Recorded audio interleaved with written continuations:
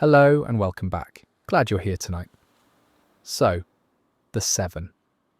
If you've watched The Boys, you already know exactly what that name means, and you're probably thinking about at least one of them right now. If you haven't watched The Boys, the short version is this. It's a show set in a world where superheroes are real. They're owned by a corporation called Vought International, and the whole thing is a bit of a nightmare from top to bottom. The Seven is Vaught's flagship team.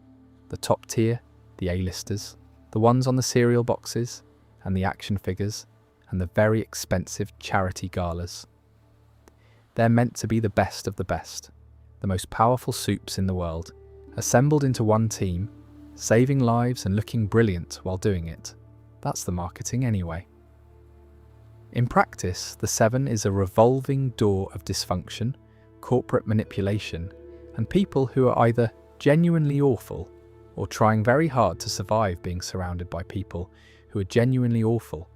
And the thing that struck me, rewatching and thinking about this show again recently, is just how many of them didn't make it. Not just one or two dramatic deaths, almost the entire roster across 5 seasons, gone. Some explosively, some quietly, some in ways that were a long time coming, and a couple in ways that genuinely surprised me, even on a rewatch when I knew what was coming. Tonight we're going to go through all of them. Every person who ever wore a Seven badge or sat in that round room at Seven Tower, roughly in the order things fell apart for them.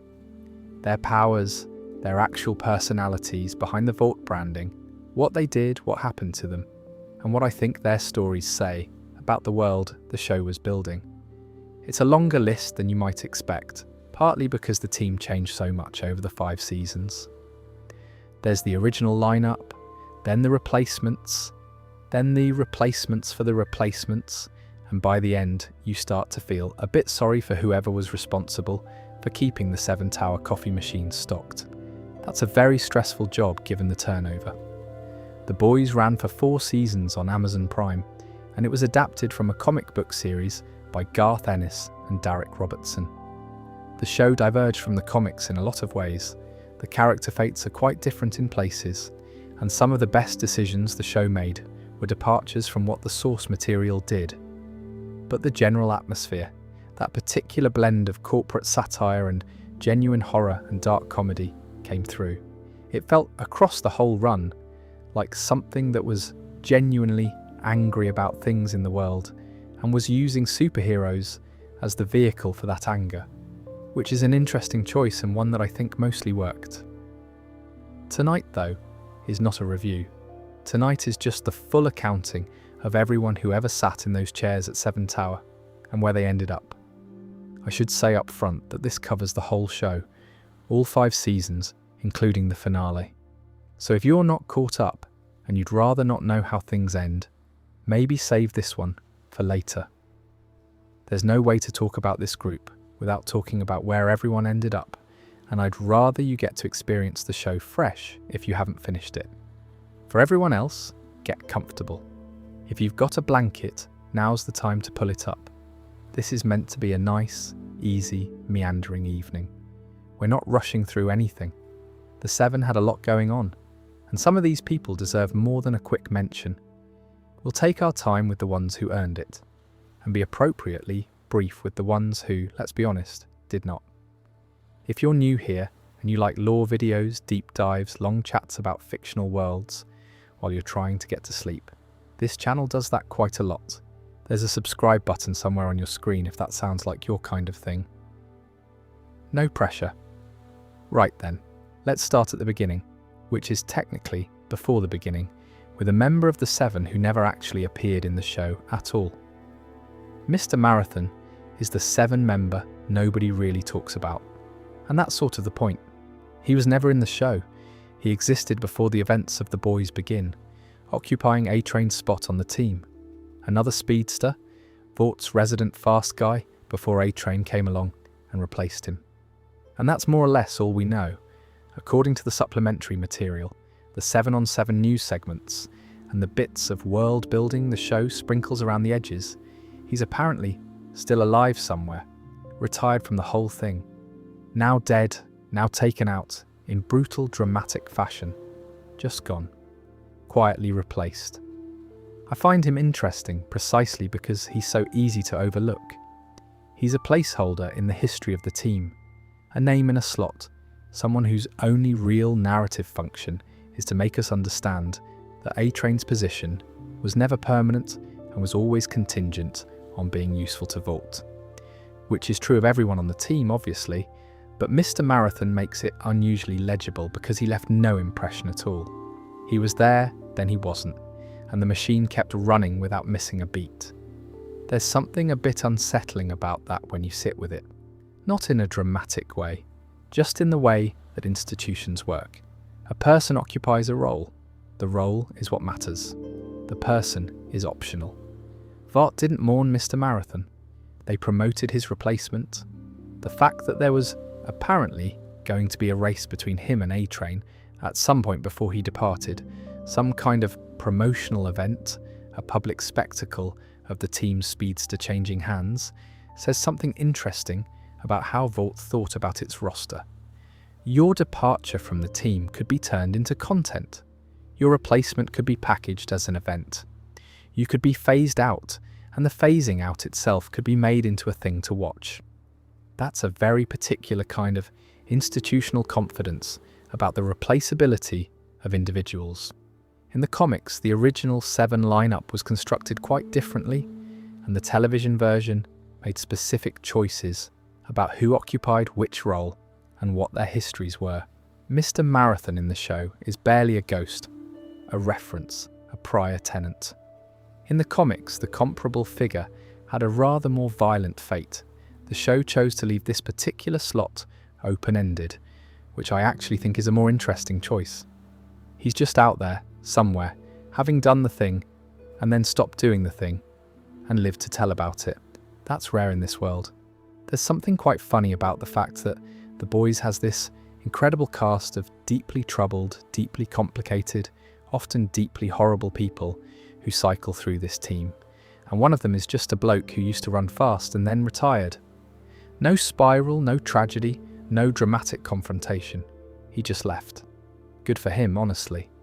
He also makes for a useful comparison point when thinking about A-Train specifically.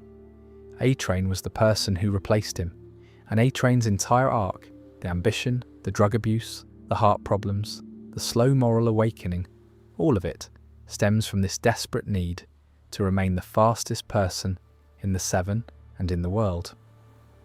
Mr. Marathon, presumably, felt a version of that same pressure. A-Train took it further and did more damage to himself getting there, whether that's temperament or circumstance or the specific cultural pressure of the particular moment in time. Who knows? The speedster lineage in the 7 is one of those small threads the show maintains with quiet consistency. There was Mr. Marathon, then there was A-Train, and the handover between them was apparently planned as a promotional race but was cancelled before any public acknowledgement that the slot was changing hands. Vought was good at turning even the most internal team mechanics into content. It makes me wonder occasionally what the conversations were like, whether Mr. Marathon was told politely or just presented with the situation, whether A-Train was made to feel like he'd beaten out competition fairly or just given the role because the company had already made its decision. These are the slightly tedious HR dimensions of superhero life that the show occasionally illuminates and that I find genuinely interesting. Anyway, the others were not so lucky, starting with the first one to actually die, which happened fairly early on and set the tone for everything that followed. Translucent is an interesting place to start with the actual deaths, because in a lot of ways he wasn't meant to be particularly important. He's not the show's most emotionally complex character. He's not the one with the tragic backstory or the long arc. He was, to put it plainly, not a very good person, and his main function in the story was to be the first evidence that the world's most powerful people could, in fact, be killed. Which it turned out mattered quite a lot. His powers were genuinely clever, at least on paper. His skin was carbon metamorphic. It could harden to the consistency of a diamond, which made conventional weapons almost entirely useless against him. Bullets just bounced off. He could also turn invisible, bending light around himself so that he effectively disappeared from view. Not bad at all as superhero abilities go, he was sold to the public as this sleek, cool, somewhat mysterious member of the Seven, part of the general aesthetic of the team. Behind the scenes, and this is quite important, he used the invisibility to spy on women in bathrooms. That's what he got up to in his free time. So the gap between the public image and the private reality was doing a lot of heavy lifting there, which is true of most of the Seven, but Translucent made it especially stark. He'd been given, effectively, a superpower that made him impossible to see, and he used it for precisely the small creeping awfulness that you'd expect from a certain type of person with too much unchecked freedom. It's a very efficient bit of character establishment. His real name was Shecht, which the show barely uses. He's almost exclusively translucent. The brand, the ability, the image. There isn't much person behind the brand, is the implication. Or rather, there is a person, and the person isn't much. He ended up in the wrong place at the wrong time when Huey Campbell was trying to plant a bug in Vought Tower's bathroom. Translucent spotted him, and that should have been the end of it, except that Butcher arrived, and somehow the situation escalated from there in the way that situations tend to escalate in this show. He got hit with a car, which didn't kill him obviously, but it rendered him unconscious long enough to capture him, and then came the problem of what to do with someone who is essentially indestructible. The scenes in Butcher's basement, because of course Butcher has a basement, and of course things end up happening there, are more interesting than you'd expect given that the subject is a character the show introduced fairly recently. Translucent in captivity is a slightly different person than Translucent in Seven Tower. He negotiates, he tries various angles, threats, appeals, a certain amount of genuine desperation. He doesn't particularly expect to be afraid, and finding himself afraid is, you sense, a genuinely novel experience. People like Translucent have usually been on the other side of the power dynamic for long enough that being on this side comes as a shock. Frenchie, the boy's weapons and chemistry specialist, a brilliantly strange person in a cast full of brilliantly strange people, was the one who worked out the solution. The carbon skin was impenetrable from the outside, but there was no reason it would be impenetrable from the inside. If you could get something explosive into him through a natural opening, the blast would have nowhere to go but out.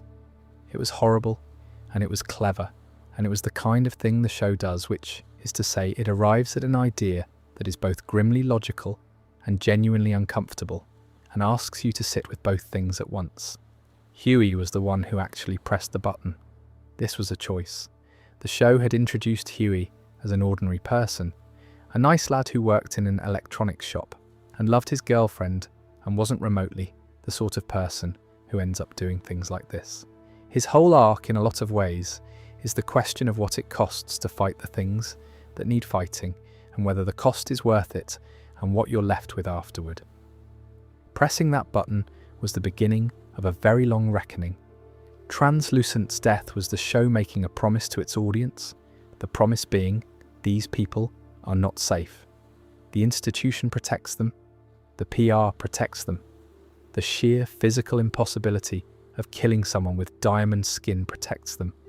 But none of that is actually permanent, and once you've established that one of the seven can be blown up in a basement, everything else the show wants to do becomes possible. It opens the entire moral and narrative space of the series. Vought's response to the death was, in its own way, just as revealing as the death itself.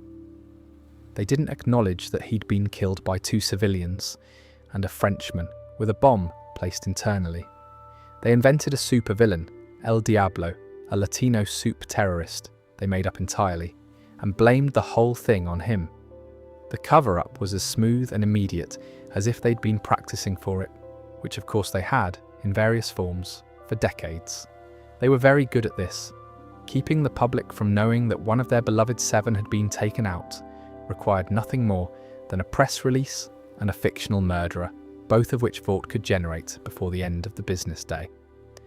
The cover-up also, in its small way, tells us something about the show's interest in how institutions construct the reality that ordinary people experience. The public had no reason to disbelieve the El Diablo story. They had no access to the information that would contradict it. What Vought told them, they received as fact. That's the mechanism.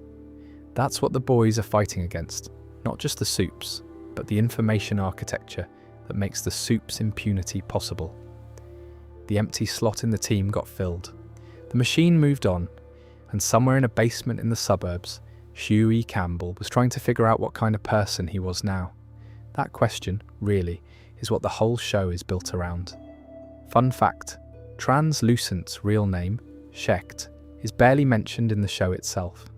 He's translucent first and a person second, which is true of most of the seven but feels particularly pointed for the first one to die. He barely existed as himself at all, which might be the most Vought thing about the whole situation. The difficulty with Translucent as a character is that the show isn't particularly interested in making you feel much about his death.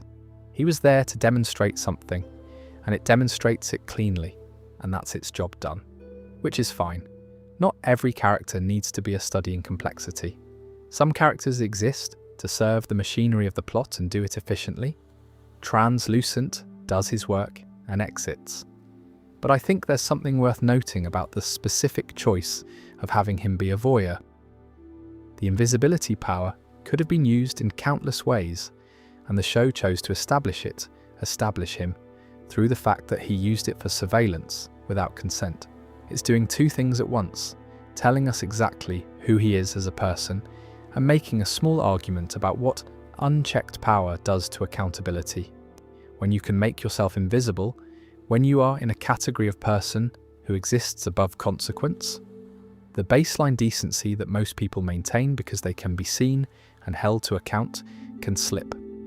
The show is not gentle about suggesting that the absence of accountability produces the absence of decency more often than not.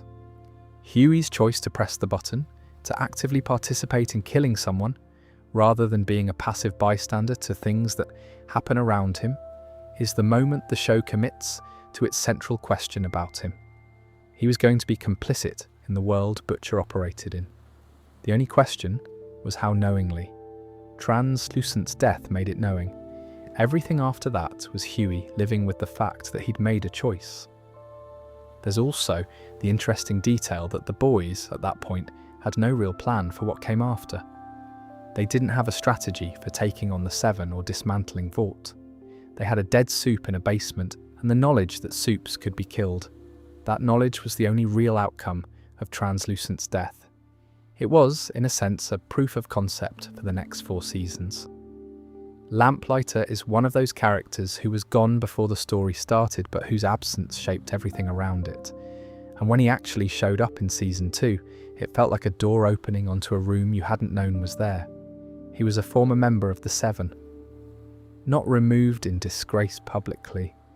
Not fired in any way the press conference would have explained honestly. He was essentially quietly transferred. Demoted to working at Sage Grove Centre, which was one of Vaught's research facilities. The kind of place that existed behind multiple layers of institutional misdirection and that nobody outside was meant to think very hard about.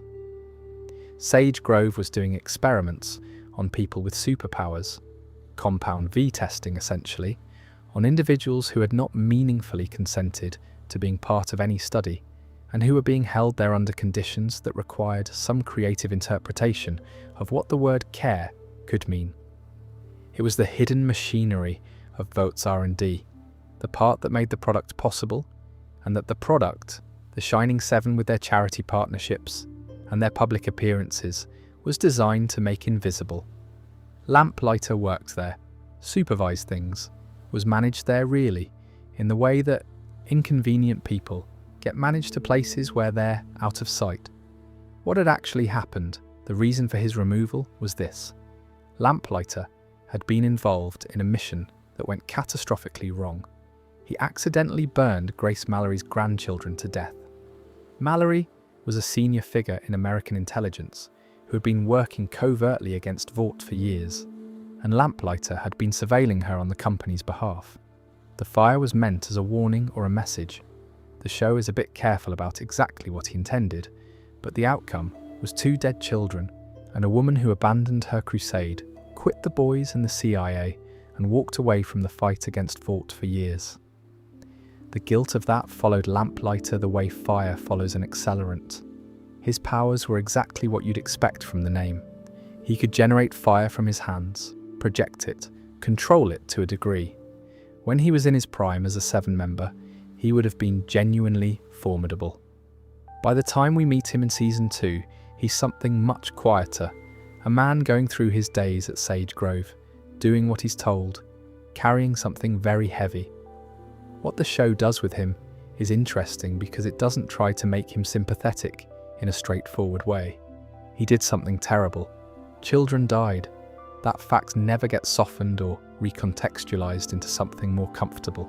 But the show also gives you enough of him as a person, the smallness of his actual wants, the particular kind of exhaustion that comes from long-term guilt with no clear path to redemption, that he becomes genuinely complicated to watch. He ends up working with the boys in his reluctant way, providing information about Vaught's operations and about what happened at Sage Grove, which turns out to be the site of those Compound V experiments. His position throughout this period is ambiguous. He's not an ally exactly, not an enemy exactly. He's someone who's been squeezed into a corner and is trying to find the least bad option available to him. He has information that the boys need. The boys have a kind of leverage over him.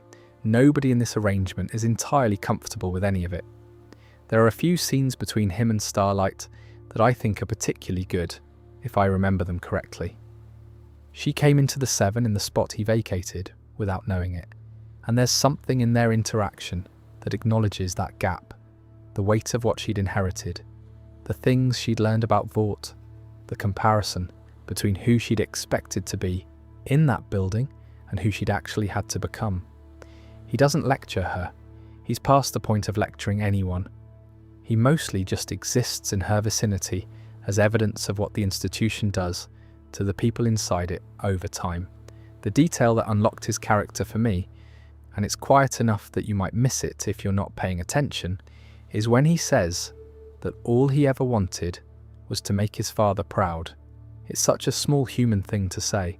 In a show full of massive egos and enormous powers and corporate conspiracy, here's this man with fire coming out of his hands, saying the thing that turned out to be the engine of his whole life and his whole tragedy. He wanted his dad to be proud of him. He didn't get that from the actual fire-based superhero career, presumably. He didn't get it from being in the 7. He didn't get it from doing the things Vought required of him, including the things that ended children's lives.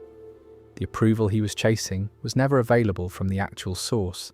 His death comes in Vought Tower's conference room. He sees that his statue has been removed from the statue display inside Vought Tower, the 7's official monument to its members, where everyone gets their likeness preserved in gold and corporate reverence. And his isn't there anymore. The institution he sacrificed things for, that he burned things for literally, had quietly removed him from the record as if he'd never been part of it. The way institutions do. No ceremony, no acknowledgement, just the absence where his image used to be. Lamplighter sets himself on fire in Vought Tower, a fire-powered supe choosing fire for himself. He says the line about his father, and then he's gone. It's one of the show's genuinely sad moments, and I think it works because it isn't trying to make you forgive him or redeem him in a neat way. Children died, he knew that, he was carrying it, and he also wanted to matter to someone and was never able to figure out how. Both of those things are true at the same time, and the show holds them both without resolving the tension into something tidier. There's something in Lamplighter's arc that feels very specific to how this show thinks about institutions and the people inside them.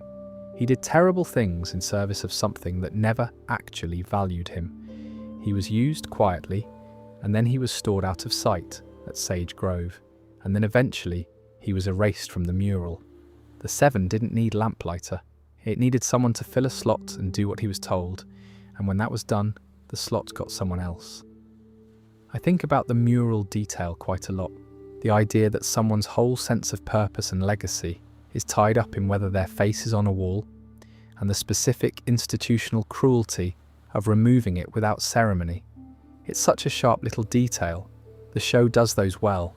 The tiny, concrete, specific things that carry enormous weight because they're so exact. His replacement, by the way, was Starlight, Annie January, who joined the Seven in the events we see at the beginning of Season 1. She came in through the official recruitment process, or Vaught's version of it, which was considerably grimmer than the press release suggested, and took up the spot Lamplighter had vacated. That connection, the idea that Annie was living in the consequences of something she didn't yet know about, runs quietly underneath her whole Season 1 arc. She's standing in a dead man's shoes without knowing it.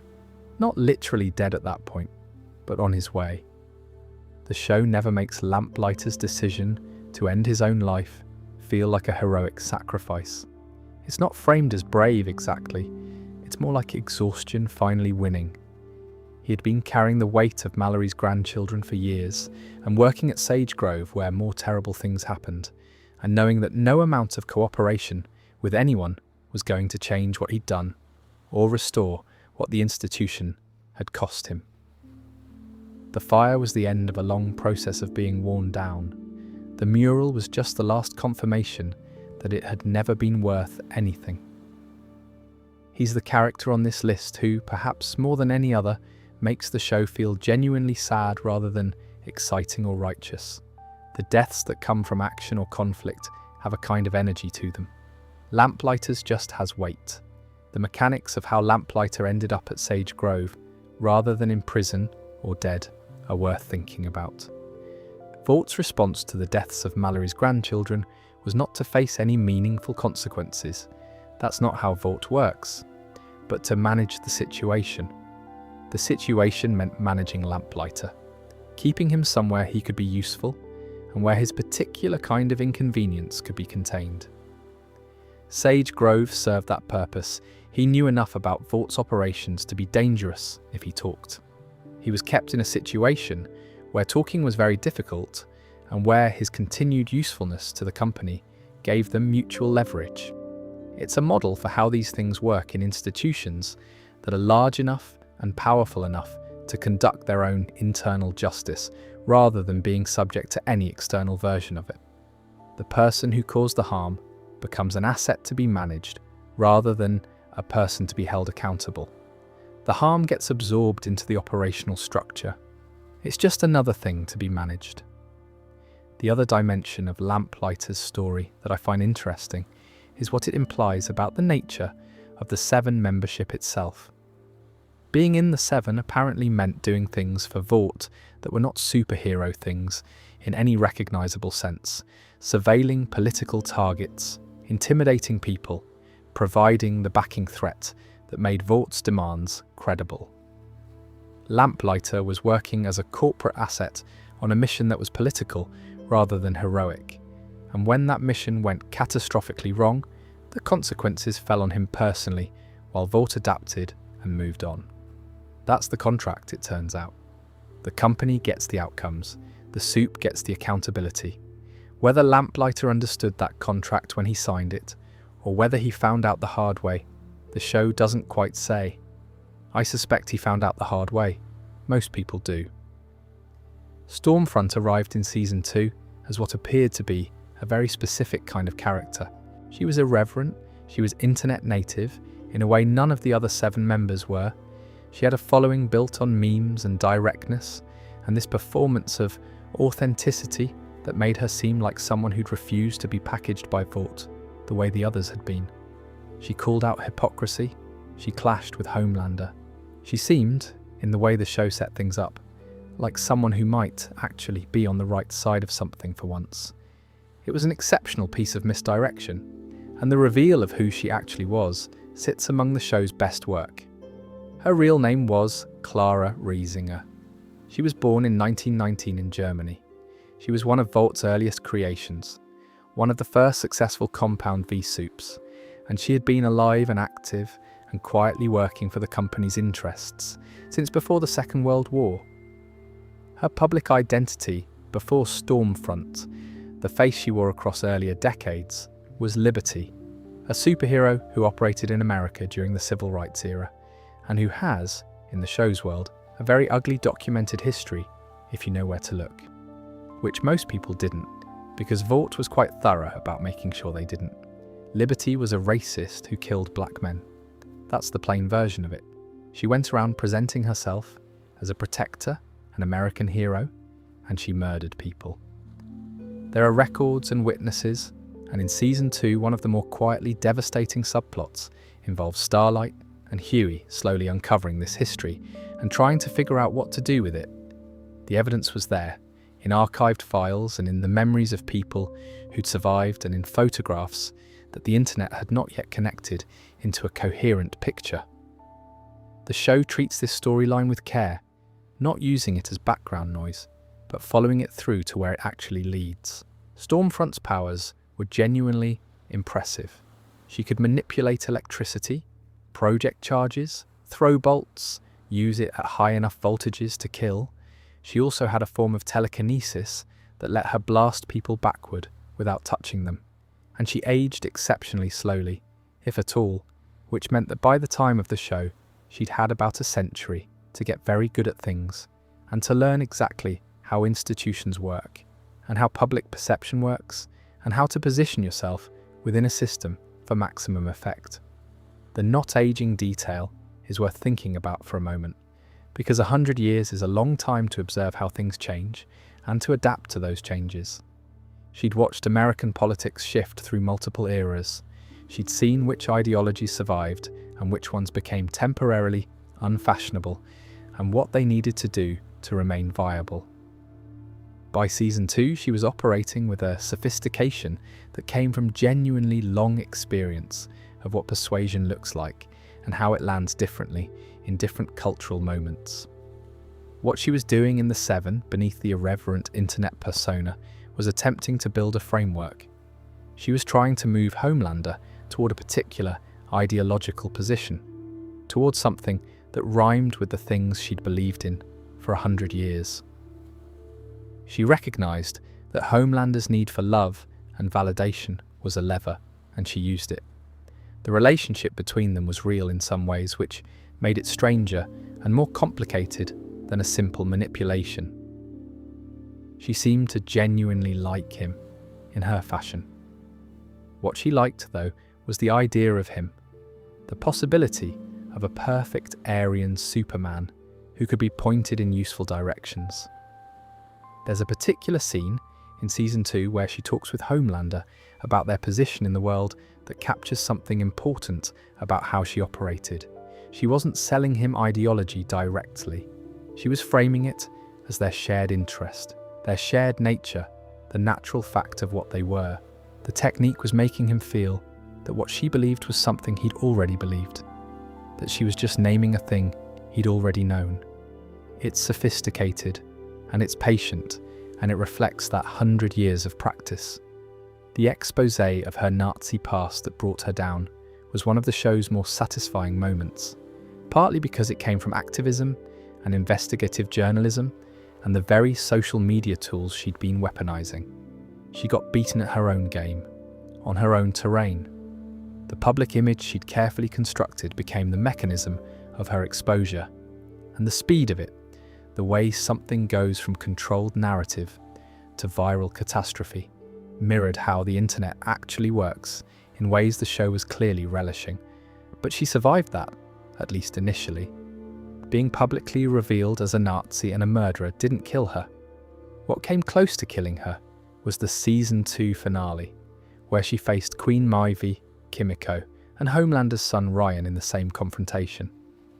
Ryan is a young boy who had, up to that point, mostly been trying not to feel overwhelmed by the fact that his father was the most powerful and unstable person in the world. He had powers of his own, including Homelander's heat vision, and he hadn't quite learned to control them. When Stormfront threatened his mother Becca, when it became clear she was prepared to kill her, something released in Ryan that he hadn't known was there. What Ryan did to Stormfront in that moment left her alive, but in a state I'll describe as drastically reduced. The extent of her injuries was severe enough that she required sustained medical care and would not be doing anything in a hurry again. The show handled this mostly with silence and aftermath, which felt right. Dwelling on it would have been gratuitous, and the points had already been made. She died in season 3 from suicide, and from what the show implies was a decision on her part to not continue. It's handled quietly, almost as an aside, which is a choice. She'd been a massive presence in season 2, and she went out without ceremony in the season after. There's an argument that it was the right call. Her story was finished, she'd had her arc, and giving her a dramatic death scene would have felt like the show was still centering her when the point had already been made. The point broadly being this: the show was doing something specific with Stormfront's character that it wanted you to notice. She dressed in the aesthetics of progressive challenge, the irreverence, the social media fluency, the willingness to appear to call out the hypocrisy of the establishment. She used the language and visual grammar of movements she was actually working against. And that's not a coincidence, and it's not a subtle metaphor. The show was making an argument about how old ideologies reinvent themselves, about how power finds new clothes when the old ones stop working, about how the surface presentation of something and what it's actually doing can be entirely disconnected. She was very good at it. That was the point. Her relationship to Vought itself ran deeper than membership. She was one of its founders in the ideological sense. She wasn't just a product of the company, she helped build it. The company and the ideology grew together, intertwined in ways that by season 2 had been carefully buried under decades of PR and brand evolution and the replacement of the people who remembered where the bodies were. The Seven, with its American branding and its diverse lineup and its charity partnerships, was in part built on her foundation. That's the thing the show wanted you to sit with. The thing about Stormfront that I keep coming back to is the patience of the long game she was running. 100 years is a long time. By the time season 2 begins, she'd operated across multiple identities in multiple eras, adapting each time the cultural context shifted, enough to require a new presentation. The Nazi aesthetics that would have been straightforwardly legible in 1940s Europe had become, by the 2020s, something you needed to be much more careful about showing directly. She'd learned that lesson. She'd had time to learn it properly. The social media fluency was the most current version of that adaptation. The show was making a fairly pointed argument about the mechanics of online radicalization and the way that certain kinds of messaging had found new clothes in digital media.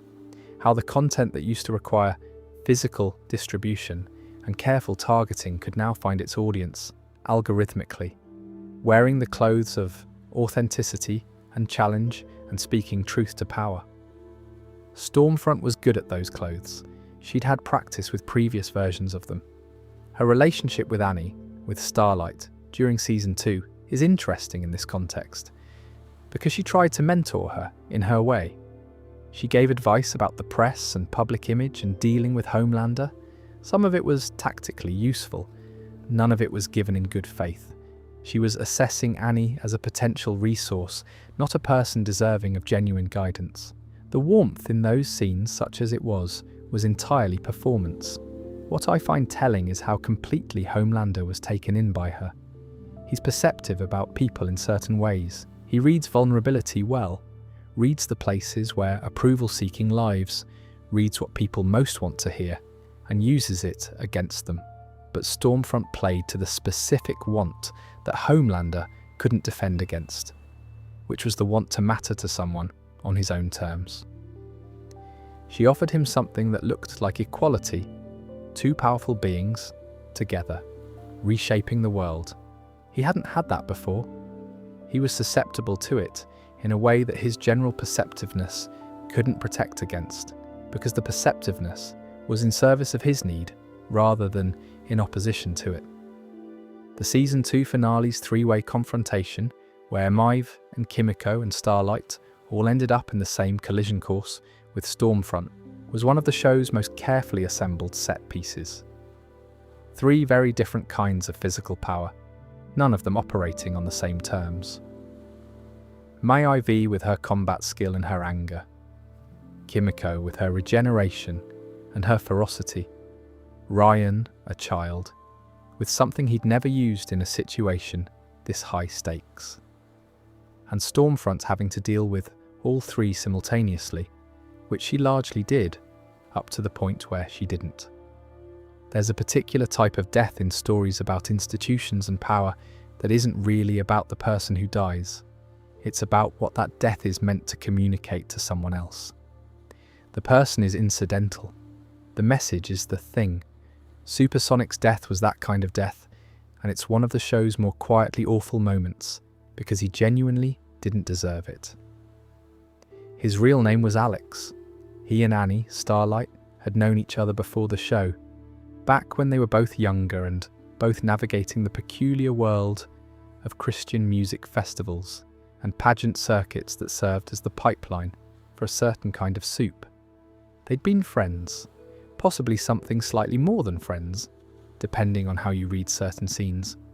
Though the show keeps that soft and ambiguous, the point was that he knew her before she was Starlight, before the 7, before all of it, and there was genuine warmth between them that the show gave you enough of to make his eventual fate land properly. His powers were sound-based. He could move at incredible speeds and had some sonic capabilities that complemented the speed. Not the most visually spectacular power set in the 7's history, but functional enough. He'd built a career on it, worked his way up, done the Vought circuit that you had to do to get noticed.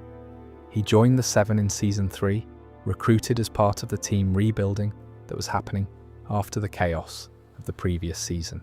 And in a group that included Homelander, the Deep returning from his long sabbatical in disgrace, and various other walking disasters, Supersonic came in as someone who was, and this feels worth saying plainly, actually decent. Not performing decency for the cameras, not using it as a brand position. He seemed to genuinely want to do good, to use whatever position he had to make things slightly better for people. He was the kind of person who asks when joining an institution how things could be improved, rather than how to protect his own position within the existing arrangement.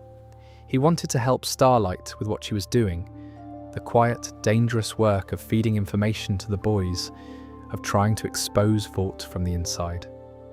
He understood the risks. He chose to help anyway, because he was brave enough to. His murder off screen. Homelander killed him and had his body posed for Starlight to find. That's the entirety of Supersonic's death scene. Annie arriving, seeing the body, and understanding exactly what message was being sent. The message being, resist me, and the people near you die. There's no fight, no confrontation, no moment where Supersonic gets to face the thing that kills him. He's just gone, and his absence is weaponized against the person he cared about. It's a particularly efficient piece of cruelty because it requires nothing from Homelander except the decision. He doesn't even need to feel anything about it. Alex meant nothing to him personally. He was a lever, a piece on the board, a way of communicating to Starlight that her choices had costs beyond herself. The fact that Alex was a good person, that he'd been brave, that he'd been trying to do something right. None of that registered in Homelander's calculus at all. It was, from his perspective, just logistics. I find this death more upsetting than some of the more dramatic ones, maybe precisely because of the off-screen quality of it. There's no catharsis. He doesn't get a moment. He doesn't get to be brave or to say something meaningful or to demonstrate who he was in his last moments. He's just removed neatly. And that's the point. His death is entirely in service of a message to someone else, which is one of the most dehumanizing things you can do to a character.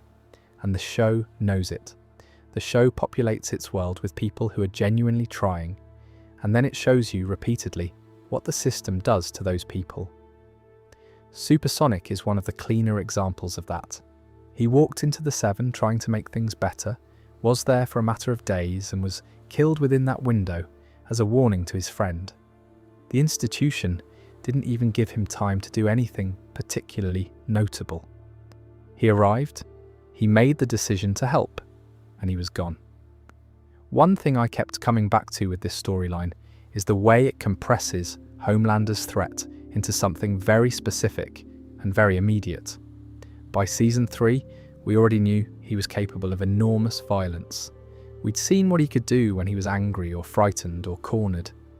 But killing someone off screen, with no rage, no theatrics, no emotional investment at all, that version of Homelander is in some ways scarier than the one who loses control. He did it because it was useful. That's it.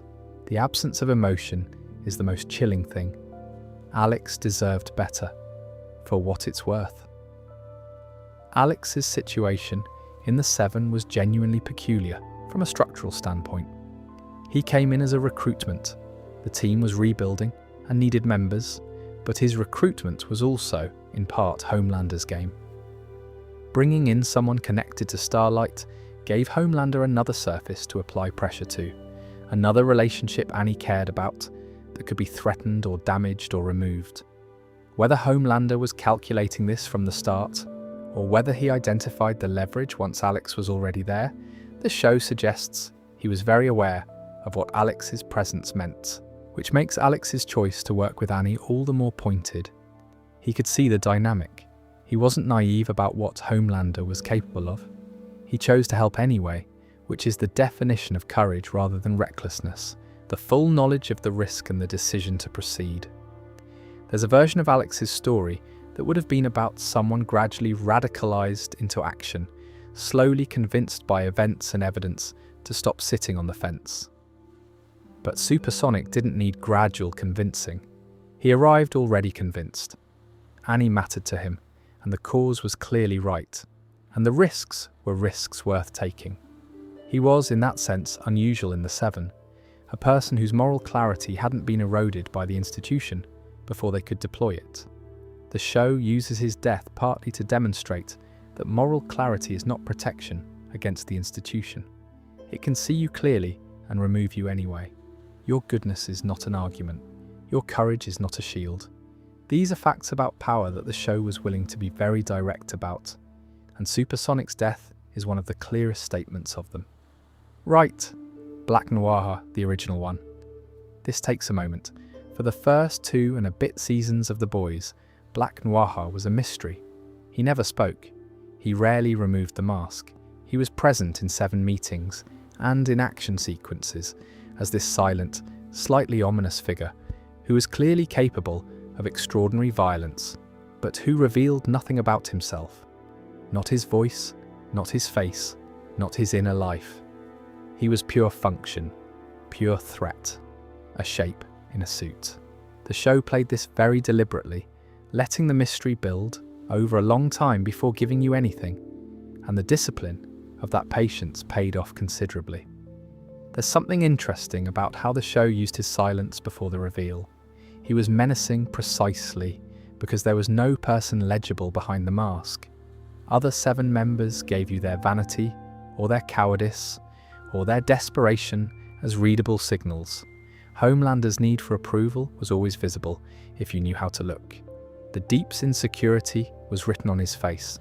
Translucent was transparent in his awfulness. But Black Noir was genuinely opaque, and that opacity made him function as this fixed point of uncertainty in a group of very uncertain people. His name was Irving. We learn this quite late, and when we do, it reframes everything that came before. His backstory lives in the history of a superhero team called Payback, which was Vaught's second-tier team. Not the Seven, but the next level down. Think of it as the B Squad, the team with almost the same production value, but slightly less iconic branding. Irving was on that team, and so was a supe called Soldier Boy, who had been Vaught's Captain America equivalent for decades. An old-school hero, the kind the show very deliberately models on a certain type of uncomplicated World War II mythology. The flags and the square jaw, and the sense that protecting America was straightforwardly a noble and uncomplicated thing to do. In the 80s, Payback went on a mission in Nicaragua. Things went badly in the way things went badly in a lot of American operations in Central America in the 70s, with the added element of a group of superpowered individuals who were not fully under control. And Soldier Boy, who was not, it turns out, a particularly good person behind the mythology, was betrayed by his own team. What Soldier Boy did to Irving in Nicaragua caused irreversible brain damage, severe enough that Irving was never the same person after it. The suit became his world, in a very literal sense. He was bound to the Black Enwaha identity because of how the damage had reshaped his cognition and his ability to function. He didn't speak because of the damage. The mask stayed on for the same reason. The character we'd been watching for 2 seasons as this opaque, enigmatic figure was actually someone who had survived something terrible and been quietly put back into service by Vought without much care for what had been lost. Vought knew. They knew what had happened to him and they kept deploying him anyway, because he was still physically capable of the things they needed him to do, and what was going on behind the mask didn't factor significantly into their calculations. Which is, again, a very Vought thing. The cartoon characters are the detail that does it, emotionally. In Black Noir's interior life, which the show gives us access to in a handful of scenes, he's accompanied by animated figures, a sort of Disney-esque menagerie of characters that only he can see and that he interacts with in the spaces between his 7 duties.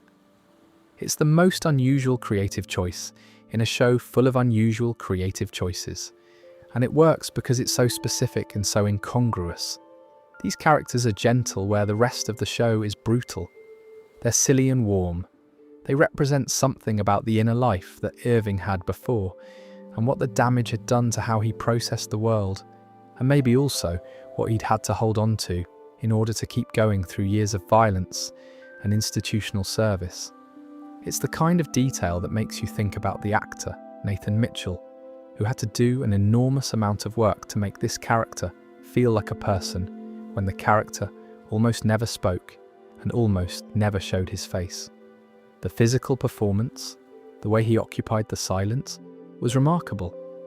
And the cartoon character scenes required him to do something tonally completely different from everything else in the show. Something almost childlike, almost tender, and it worked every time. No notes. He was loyal in ways that were hard to watch once you understood them. Not loyal to Vaught's values, not to any particular ideology, but to something harder to name. To the structure he existed within, maybe, or to the idea that if he stayed useful, he would be kept. He'd been through too much to risk the alternative.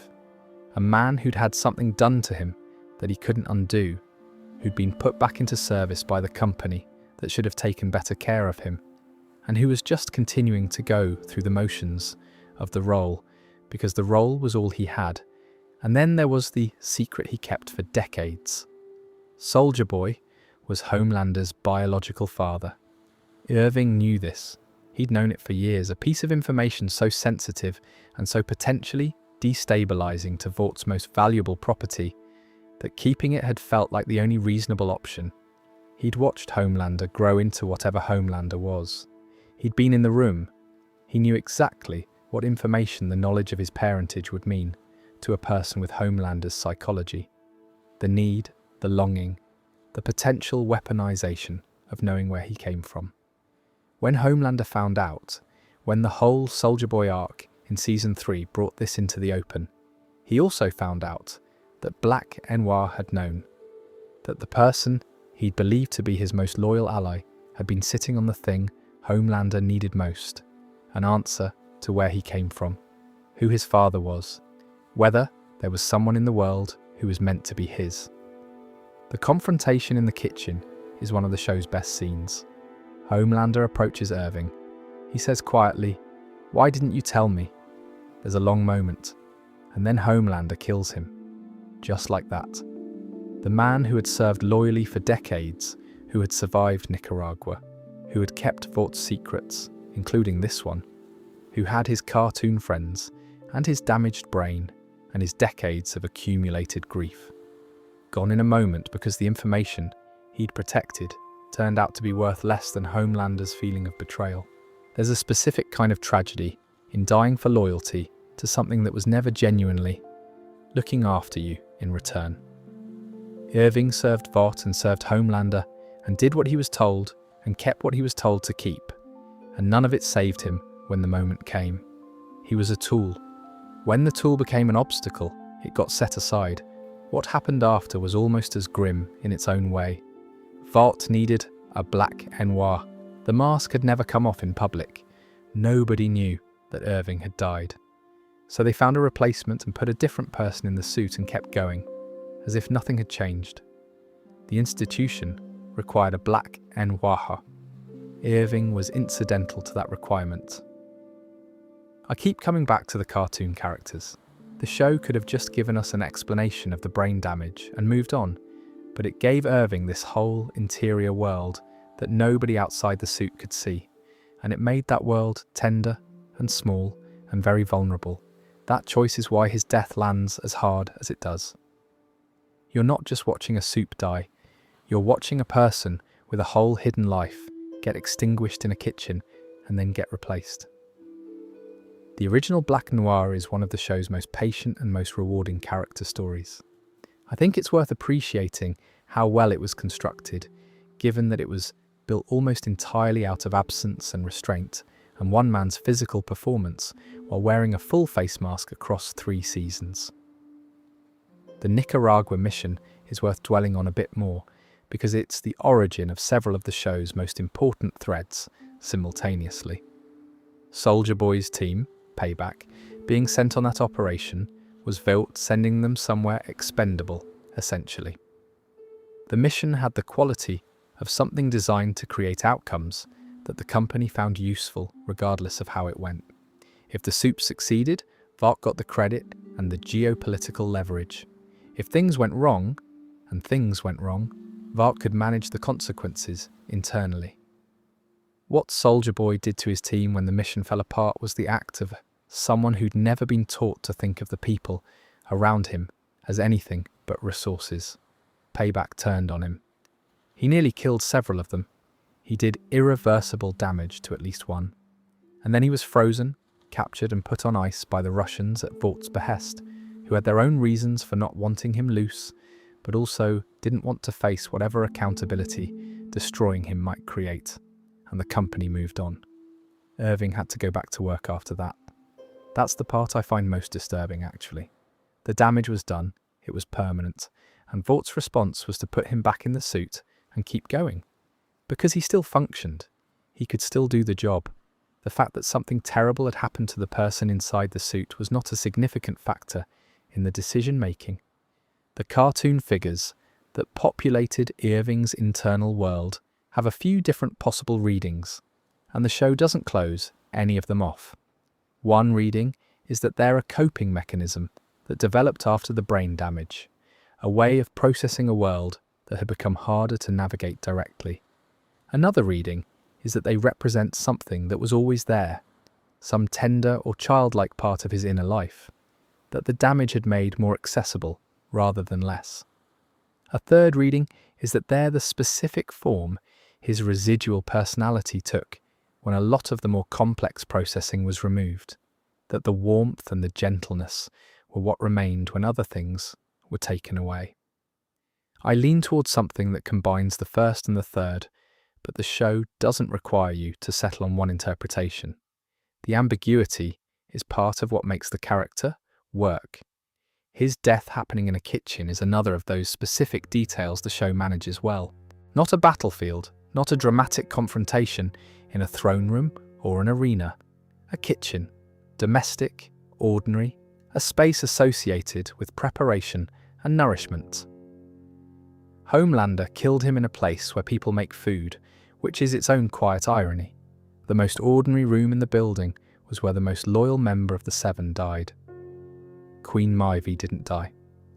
I want to say that clearly at the start because this section is going in a slightly different direction than the others, and I know the title of this video suggests death across the board. May Ivy's story ends without a funeral, which given everything she went through is actually quite remarkable, and may be worth examining for that reason. She was introduced as Homelander's partner in the public-facing mythology of the Seven. the power couple, the two most dominant members of the team, front and centre on the posters and the merchandise and the charity event photography. Her powers were close to his in terms of the basics: superhuman strength, bulletproof, enhanced senses, a fighter's instincts honed over years. She also had a genuine background in martial arts that made her more technically dangerous in close quarters than Homelander, who mostly relied on the fact that nothing could hurt him. She was, by any objective measure, one of the most formidable people in the world. In the show's world, there are very few fights she'd lose. When we first meet her, she's deeply, exhaustedly cynical. The idealism she came in with is long gone. She drinks too much. She goes through the motions of the public-facing heroism without any actual investment in it. She's been Vaught's product for long enough that the gap between who she is and who they require her to be has become something she just lives in permanently, like weather. You stop noticing weather after a while, or you do, and it just makes you tired. There's a moment in season 1, it's the thing the show uses to establish what the gap actually costs her, when a commercial flight loses power and goes down, and Maivy and Homelander respond, but can't save everyone on board. They could save 2 people from the cockpit and leave the rest, or they could try to do something more ambitious and risk not saving anyone. Homelander chooses to leave. He's afraid of what happens if they fail publicly. He needs the crowd's approval more than he needs the passengers to live, and helping and failing is a worse outcome for him than not trying, and Maivy, whose every instinct says otherwise, lets it happen. She watches the plane go down, and she lives with that. She carries that flight for the rest of the show. It's in her eyes in nearly every scene. She didn't kill those people, Homelander's choice did, but she didn't stop it either, and the weight of that inaction is one of the central facts of who she is in seasons 1 and 2. It's the specific shape of the compromise she'd made. Her actual private life had been suppressed by Vought for years.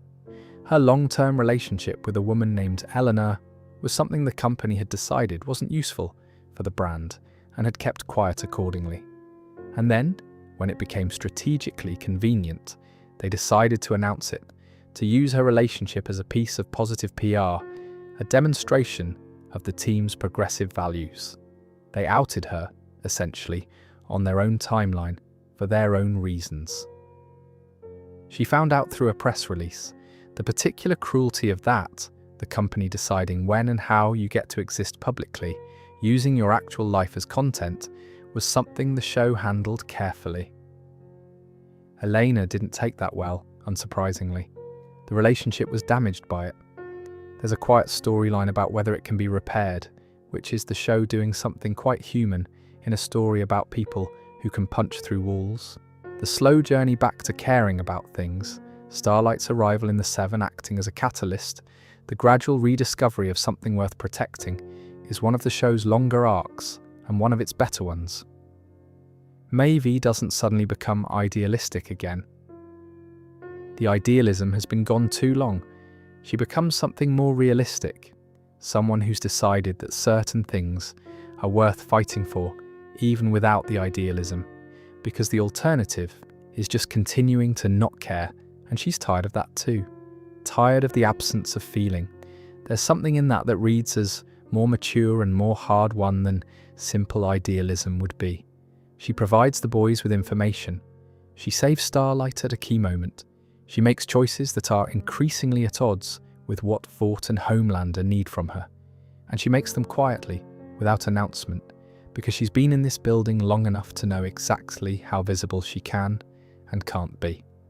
By season 3, she's actively working against Homelander, which is a meaningful thing when you're the second most powerful person in the building, and you've decided to stop cooperating. She gives Butcher and his team Compound V24, the temporary strength drug, specifically to try to level the playing field against someone who has almost no natural ceiling. She's burning her position down with careful, deliberate care, and she knows it, and she does it anyway. The fight in season 3 where she, Soldier Boy, and Homelander end up in a 3-way confrontation is brutal and chaotic in the way those things tend to be in this show. She loses an eye. It looks for a while like she's dead. The way the scene plays out, the aftermath, the immediate reactions from everyone around it, suggest that she didn't survive. She did though. The boys helped her fake it. She went somewhere quiet. She went with Elena, and she left the whole apparatus of the Seven and Vought and superhero public relations behind her, entirely. Her powers never came back, which is a detail the show gives you almost as a footnote, not as a triumphant moment, but almost as a gentle relief, like a door that had been locked opening again. Oh, she didn't get her powers back. Right. Good for her. Her survival, I think, means something within the context of the other fates on this list. The Seven chewed through almost everyone who ever wore that badge, whether through Homelander's violence or Vought's institutional callousness or the weight of the job itself. May YV survived by choosing to stop being part of it, by refusing to be what the institution needed her to be, regardless of what that refusal cost her, by walking away from everything that had defined her public life and deciding that a quiet existence with someone she actually loved was worth more than the whole edifice. It's the only story in this group that ends with somebody just getting to be a person. I find that quite moving, honestly. After a lot of very dark rooms, there she is in a house somewhere, with Eleanor and her powers slowly returning, and the rest of it not her problem anymore. The way Maeve navigated the gender dimensions of the Seven is worth a mention, because the show pays attention to it. She was the second most powerful person on the team by any physical measure, but the role Vought gave her, consort to Homelander in the public mythology, the female counterpart to the male lead, was never quite commensurate with what she was actually capable of. That gap between capability and assigned role is something the show returns to in various forms, with various characters. Her arc in Season 3, where she takes increasingly direct action against both Homelander and the company's interests, involves a degree of physical bravery that the show doesn't undersell. She knew Homelander was capable of killing her. She knew the fight with Soldier Boy could go badly. She chose it anyway, not from recklessness, but from a clear-eyed assessment that the alternative was continuing to exist within the structure, and she was done with that. She'd been making accommodations and compromises for long enough. She was tired of them. The detail that she lost an eye in the fight, and that this was the price of the freedom she was buying, felt right in terms of the show's general economy of cost and consequence. Things are not free in this world. The decision to act has a price.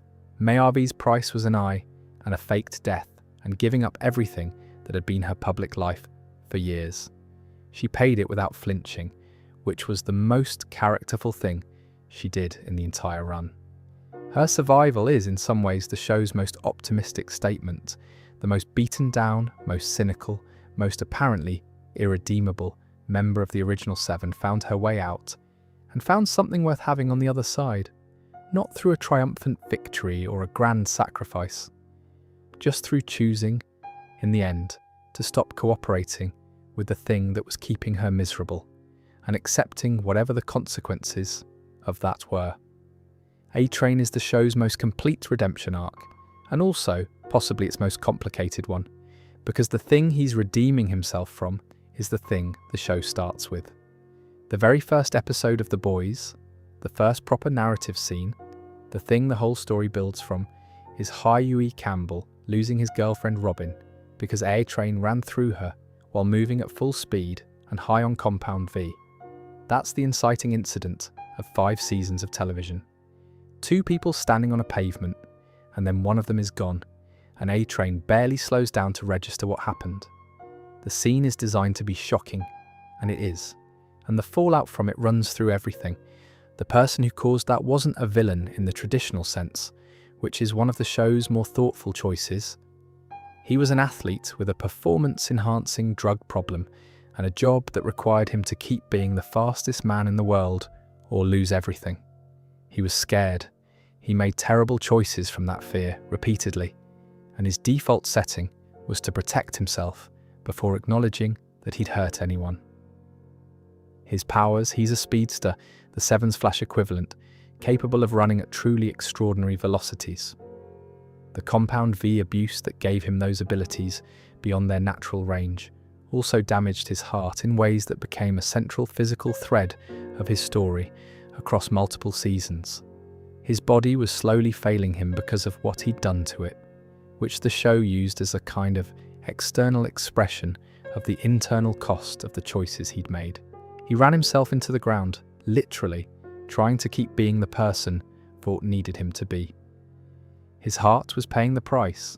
There's a version of Ultrain that was possible, a version who accepted the natural decline of his abilities, who transitioned into something that didn't require him to destroy himself, who found meaning outside the ranking and the speed records. The show makes that path visible as the path not taken. He had people who could have helped him. He had a brother who cared about him. He had a community. He kept choosing the career above all of it, which is the choice that compounds. His heart attack at the end of season 1, during a confrontation with Starlight and Huey, was the first real collision between his physical self-destruction and the narrative consequences of his life. He went into a coma and came out of it and kept going, more or less unchanged in his fundamental priorities. The heart damage was a warning that he turned the sound off on. The heart situation eventually required a transplant. The donor heart came from Blue Hawk, which is where the story gets particularly pointed. Blue Hawk had been terrorizing the community A-Train grew up in, black people in A-Train's neighborhood, families who looked like his, people he'd grown up around. He was one of Vaught's supes operating with their standard impunity, doing exactly what he wanted, to the people least equipped to stop him. A-Train eventually made the decision to do something about it. He ran Blue Hawk through a series of buildings at speed, not subtly, not in a way that could be explained away, and the confrontation killed Blue Hawk and left A-Train with a donor heart from the man who'd been brutalizing his community. There's something in that the show doesn't underline too hard, which is the right call. The racist's heart keeping alive the man whose neighborhood he'd victimized. A piece of irony too specific to have happened by accident in the writing room. What A-Train's arc is really about, stripped back, is the question of when you decide to stop being complicit in something because it's comfortable and start acting as if the people around you actually matter. He had chances throughout the show to make different choices, and he mostly didn't. He chose the career, the position, the brand. He told himself that what happened to Robin was an accident, and that accidents don't require anything more than internal minimization. He told himself that what Vought was doing wasn't his problem, as long as he kept his head down and stayed in his lane. The brother storyline was important in this. His brother was directly affected by the things Vaught's supes were doing in the community. Having someone that close to him experiencing the consequences of the system he was helping to maintain made it impossible to look away entirely. The cognitive dissonance had to break somewhere.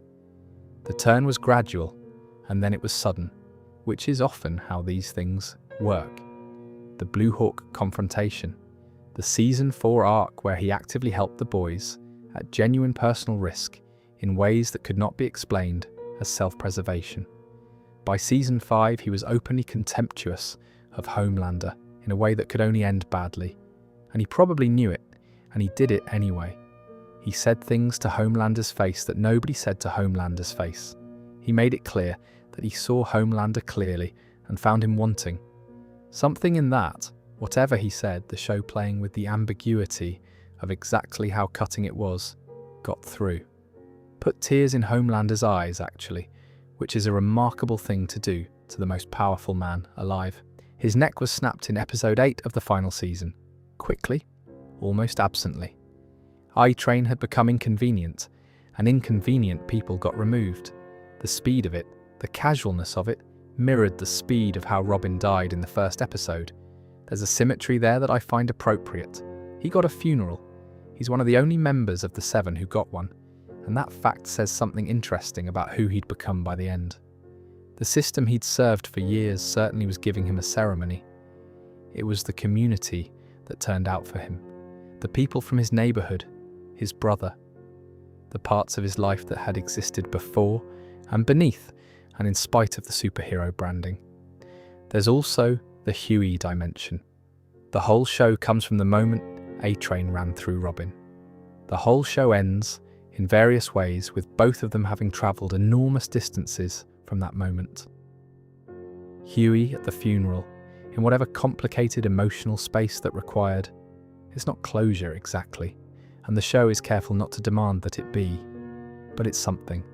It's two people who'd been bound together by a terrible accident, both changed almost beyond recognition by what came after, standing in a shared space at the end of it. A-Train became a person who deserved to be mourned. He wasn't at the beginning, and he became that. That's the journey. Fun fact, there's a moment late in the show where A-Train saves Huey's life.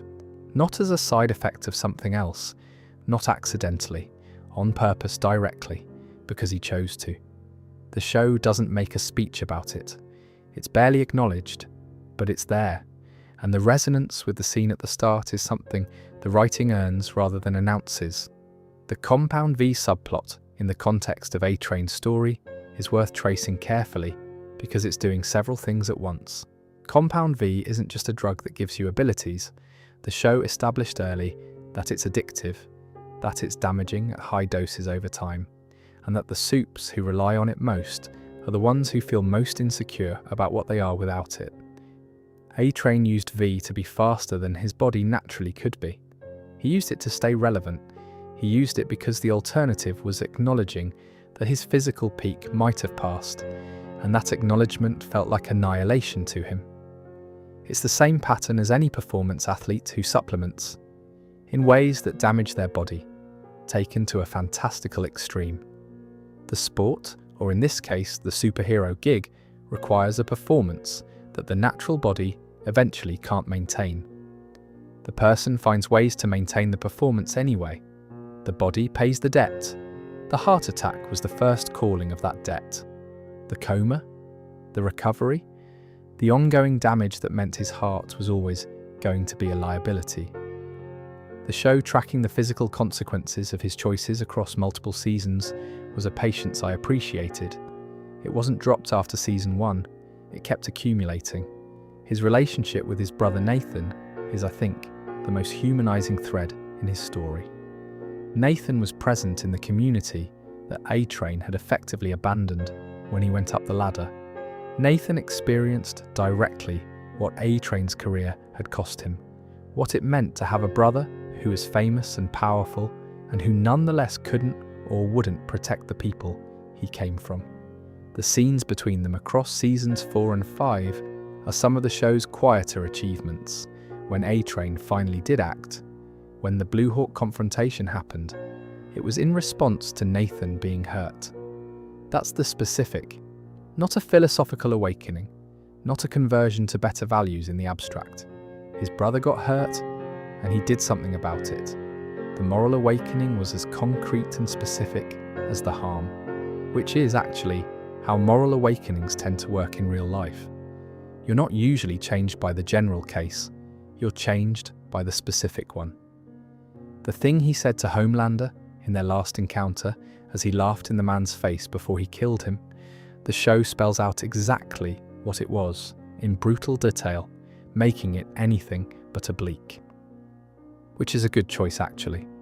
Whatever it was specific to Homelander and to A-Train's particular view of him, something that cut through the god delusion to something underneath it. The fact that it worked, that it found a gap in the armor, matters more than the specific words. A-Train in season 5 was not the person from season 1 in any important sense. The driver of the car was the same technically, but that's about it. The show was patient enough to mean that, and that patience is part of what makes the redemption arc feel earned rather than performed. Firecracker is not a sympathetic character, mostly, and the show doesn't particularly ask you to find her sympathetic.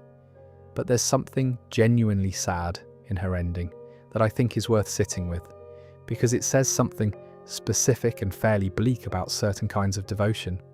Her real name was Misty Tucker Gray.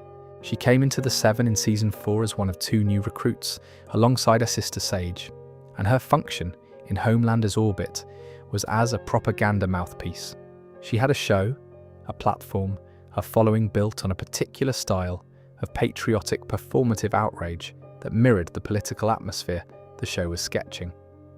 She was useful in the way media figures are useful to movements that need amplification. Someone to say the things the movement needs said. To the audience, the movement needs reached in the register the audience responds to. Her powers were, to be straightforward about it, not particularly impressive by Seven standards.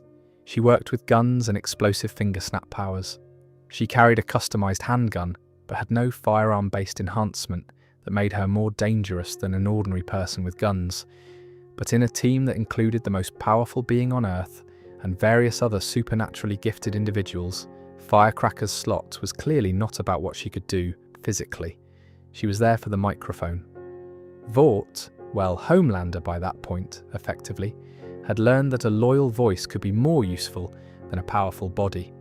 She had a history with Annie, with Starlight, that went back to their younger days in the Christian pageant and music festival circuit. There'd been a falling out, or a perceived slight, or something that had calcified over the years into something harder than the original moment probably warranted. These things often do when you carry them long enough. She'd become defined in part by the grievance against Annie, and the Seven gave her a stage from which to act it out on a much larger scale. The pageant circuit background is interesting context for understanding the show's world a bit better. The idea that Vought, or the soup recruitment pipeline, was running through Christian entertainment events, that the path to getting noticed as a potential superhero looked from the outside like being talented and marketable in that specific register, is a very precise piece of world building. It explains how a lot of the show's supes were shaped before they ever got near a compound V dose, by a particular kind of American evangelical entertainment culture that values certain kinds of presentation and certain kinds of messaging. Firecracker was good at the role Homelander needed her for. The show makes that clear. She wasn't effective because she was cynically playing a part. She believed what she was saying, or believed it enough that the performance and the conviction were largely indistinguishable. That's in some ways what made her useful. A cynic performing belief can be detected. Someone who's genuinely fused with the role is harder to read and harder to counter. The thing about Firecracker that sticks with me, though, is the scene near her death, where she tells Homelander how she feels about him. It's not a political speech or a loyalty performance. It's raw and embarrassing in the way that genuine feeling often is when you've been carrying it for too long. She loved him, in whatever complicated form that took given who he was and what their relationship had been. She'd given up things for him, her autonomy, probably, her capacity for any relationship or value that didn't run through his approval. She'd shaped herself around the reality of existing in his proximity. He killed her moments after she said it, not in anger, not as punishment for failure. She was just no longer useful in the precise way he required useful, and the inconvenience of having someone with feelings in his vicinity outweighed whatever she'd provided up to that point. The cruelty of that is specific and it's not accidental. She wasn't killed for crossing him or threatening him or doing anything wrong by his own stated metrics. She was killed because devotion without leverage is just a problem. Because Homelander's world had no room for people who wanted something back from him. The transaction was always supposed to flow one direction, toward him, unconditionally.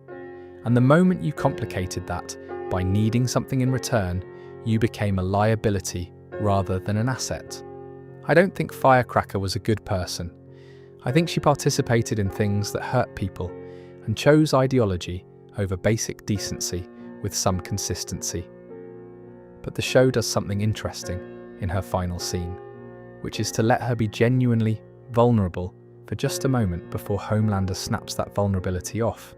You see the actual person under the performance, briefly, someone who'd wanted something real and had been unable to find it anywhere except in a direction that led here. And then she's gone. It's a sharp little argument about the systems that use people and dispose of them, and it applies as much to Firecracker, who had devoted herself fully to Homelander's project, as it does to anyone else on this list who gave their loyalty to something that was never actually looking after them in return. The Seven's true believers didn't fare much better than anyone else. In some ways they fared worse because at least the ambivalent ones had some emotional distance. The specific dynamic between Firecracker and Annie, rooted in the pageant history, is interesting because it's the show doing something it does quietly well, which is locating the origins of large-scale things in small-scale personal history. Firecracker's vendetta against Starlight wasn't ideological at its root.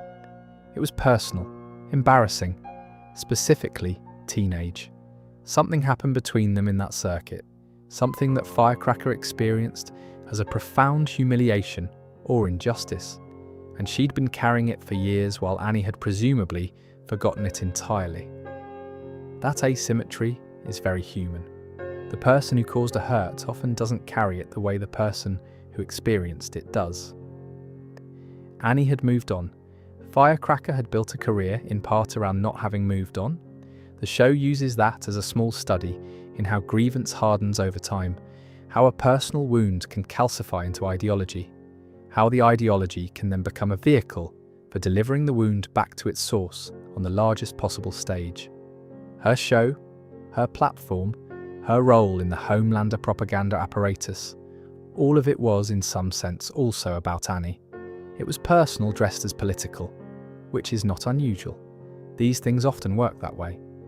The cruelty of Firecracker's position was that the stage she found for her grievance required her to surrender everything else to get it. She couldn't be Sparkler anymore. She had to be Firecracker, the character, the media figure, the Homelander loyalist.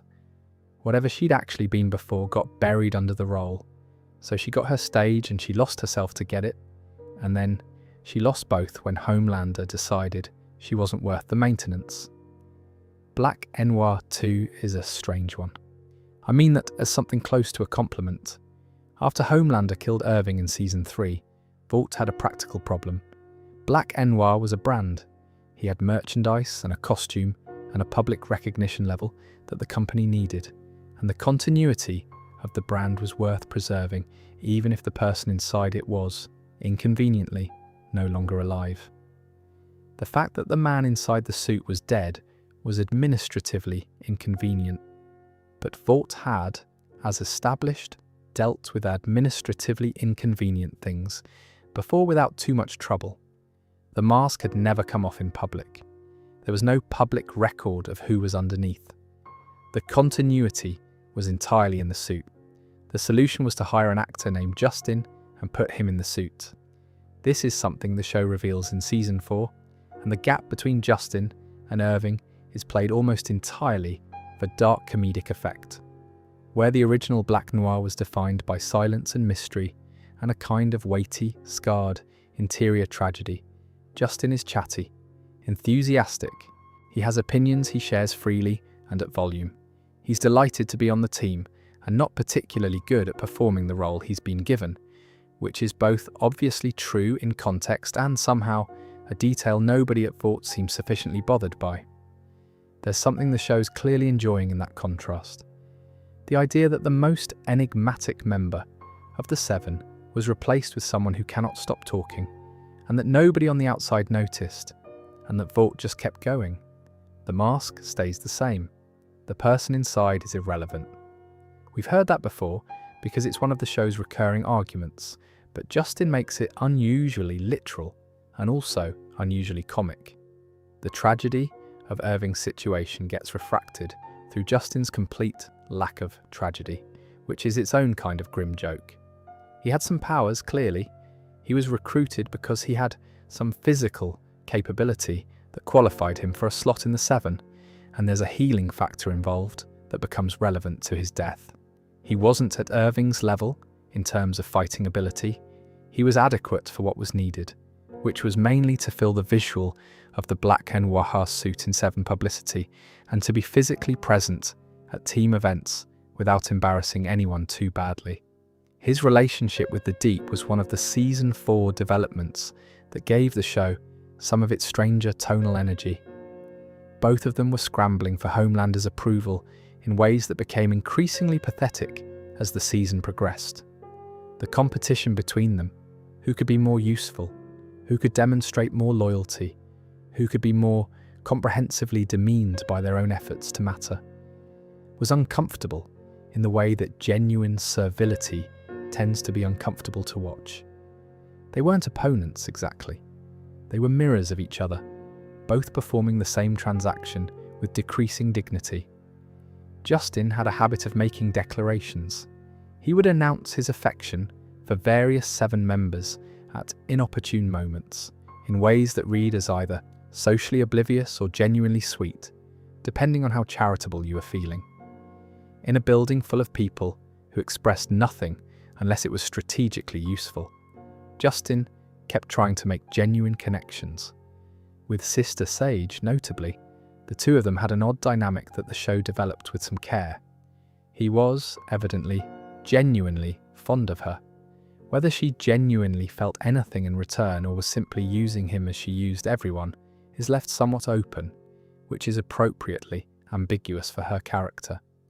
His death came through the Deep, in what the show presents as a revenge-adjacent confrontation. The Deep killed him, and viewers subsequently spent some time pointing out what looks like a continuity issue around his healing factor. Specifically, whether that factor should have made him survivable. Whether the show addressed this to everyone's satisfaction is a matter of ongoing debate in the fandom, as these things tend to be. Shows with complex power systems run into these questions regularly. What Justin's existence does in the larger architecture of the show is serve as a kind of extended illustration of institutional cynicism. The original Black Noir was a tragedy. A human being who suffered, who was used, who had an interior life that the mask concealed. Justin was a product, a person hired to perform someone else's identity, and the show makes both truths available at once without quite resolving the discomfort between them, which is probably the right call. There's something worth saying about Nathan Mitchell playing both versions of the character. The contrast between Irving and Justin is enormous, and playing them as the same role required managing that contrast carefully. The fact that they read as completely different people, while technically being the same character on paper, is a testament to how much of Irving's character was built through physical performance, and how much that physical performance couldn't be replicated by someone who didn't have the same history. Irving's tragedy and Justin's comedy sit next to each other uncomfortably, which is usually how The Boys works best. Justin's story in Season 5, fragmentary as it is, tells you something interesting about what Vaught's casting process for something like the Black Noir role would actually look like.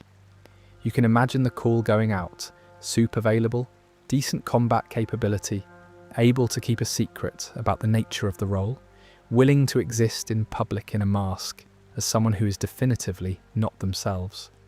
The people who'd say yes to that have a particular profile. Justin said yes to it, presumably, because being in the Seven was the Seven. Whatever complications came with the specifics of what the role required, including the deception, including the costume, including the fundamental erasure of your own identity in favour of someone else's, the brand was worth it. Or so the calculation went. There's a weird pathos in the way he tried to connect with people. He clearly wanted the Seven to feel like a team in some genuine sense, wanted the other members to be colleagues in a way that had warmth to it. Not just strategic collaboration. He made declarations of feeling. He tried to establish bonds.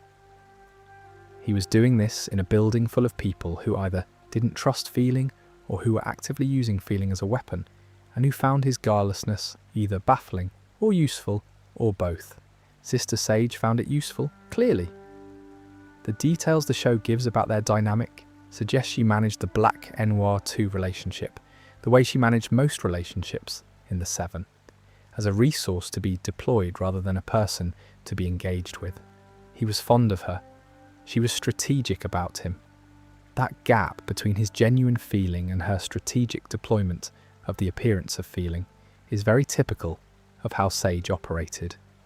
And it's also a sad illustration of what Justin was trying to find in that building, and how little chance he had of finding it.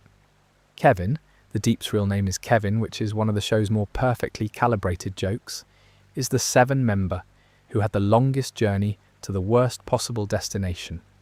Not in a tragic way exactly, more in the way of watching someone be given opportunity after opportunity to become a slightly better version of themselves and choosing consistently and almost impressively to be worse.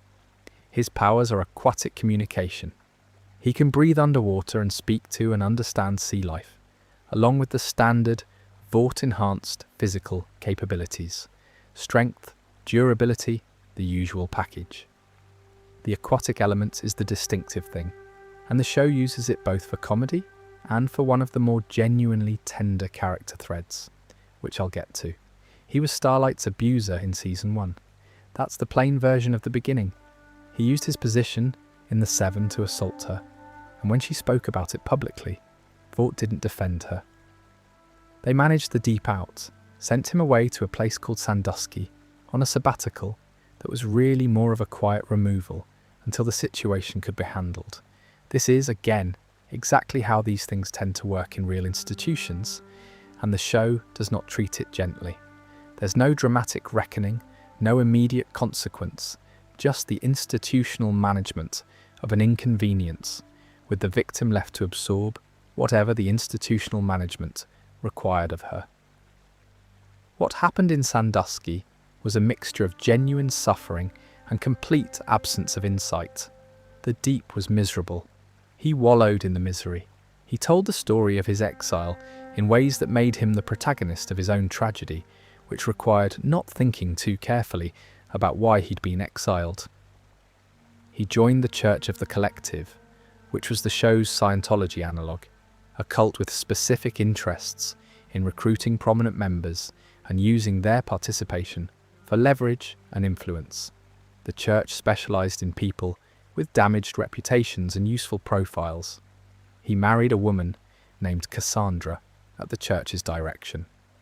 The relationship was arranged, essentially, a PR move designed to rehabilitate his public image by attaching him to someone with a more palatable presentation. It was not a relationship built on anything genuine, which he knew and she presumably understood. What's awful about it is how clearly the show understands that the emptiness of the arrangement was the point. Both parties were serving the church's interests, not their own. He got back into the 7 in Season 3 through political manoeuvring.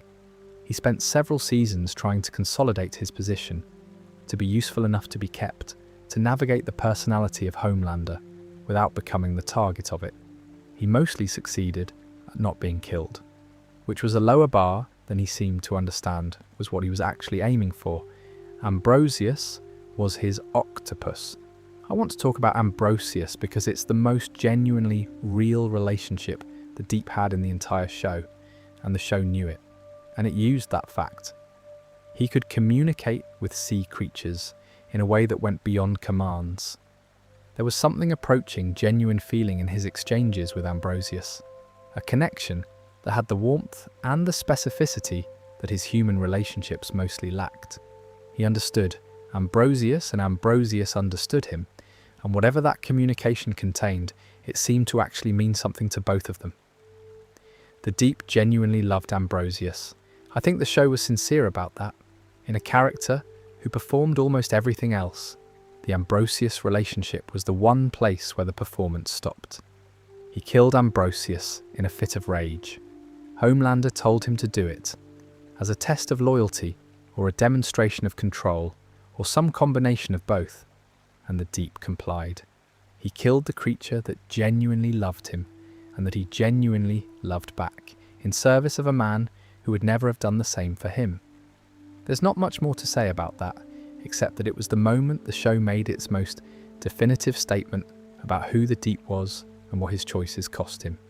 He chose wrong, at the most important choice he'd been given. He knew it was wrong, probably, and he did it anyway. By season 5, he was in a version of the Seven that had stripped away even the pretense of the team's original function. He competed with Black Noir 2 for Homelander's favour in ways that were difficult to watch. Not because they were particularly dramatic, but because they were simply small and desperate.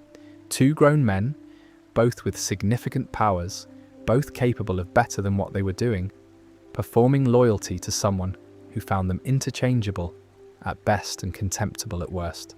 The death. Starlight threw him into the ocean in the finale, and the sea creatures, the animals he'd claimed to love and communicate with, the beings who were supposed to be his domain, and his distinction from every other supe on the roster, killed him. It's the right ending.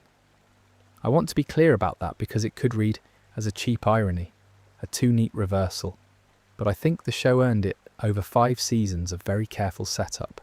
He had been defined from the moment his powers were established by his relationship to the sea and to sea life. He'd used that relationship as part of his identity and his brand, and he had, repeatedly, demonstrated that the relationship was exactly as real as his other relationships. Which is to say, real in its way, but always ultimately subordinate to what Kevin needed at any given moment. The ocean took him back on its own terms. The creatures he'd claimed as kin made their own judgment. I don't find it satisfying in a cathartic revenge way. I find it fitting in the way that a story keeping its own promises is fitting. There was a version of Kevin that was possible, and that the show made visible. A version who took the aquatic connection seriously, who found something real in it, who used what he'd been given to actually connect with the world outside himself. That version of him was always available. He had access to something genuinely rare, the ability to communicate across species, to understand beings that exist in a completely different relationship to the world than humans do. He used it for comedy and for Ambrosius and for very little else. He's the only Seven member who got specifically killed by the thing most associated with him. That particular closing of a circle is one of the show's most considered choices in an ending full of considered choices. The Church of the Collective deserves a slightly longer look in the context of the deep story, because it's one of the show's more carefully observed satirical targets. The way the church operated, the targeted recruitment of prominent damaged people, the use of celebrity endorsement as both a recruitment tool and a source of leverage, the language of healing and community that served as a wrapper for an essentially extractive relationship, is a recognizable model. The show wasn't subtle about the Scientology parallel, and it wasn't trying to be. What the church gave the deep was structure, at a moment when he had none, and community at a moment when he'd been exiled from the community that had defined him, and a language for talking about his situation that made him a victim rather than a perpetrator. He found the reframing more comfortable than the truth. He leaned into it, and the victimhood narrative gave him somewhere to settle. The show doesn't treat this as entirely cynical on the deep's part. There's something genuine in how much he needed what the church was offering, even if what the church was offering was itself mostly a management technique. People genuinely do find community and structure in places that are exploiting them. Those two things coexist. The deep's experience in the church was real to him, even if the church's care for him was not. When Homelander eventually ordered him to eat Timothy, he did it after some hesitation. That was the final confirmation that the deep would choose the power structure above any personal bond he'd formed. The marriage, arranged as it was, wasn't real enough to protect her. The seasons of watching the deep try and fail to earn Homelander's genuine respect are, in their way, one of the show's longest-running and most consistent comedic threads.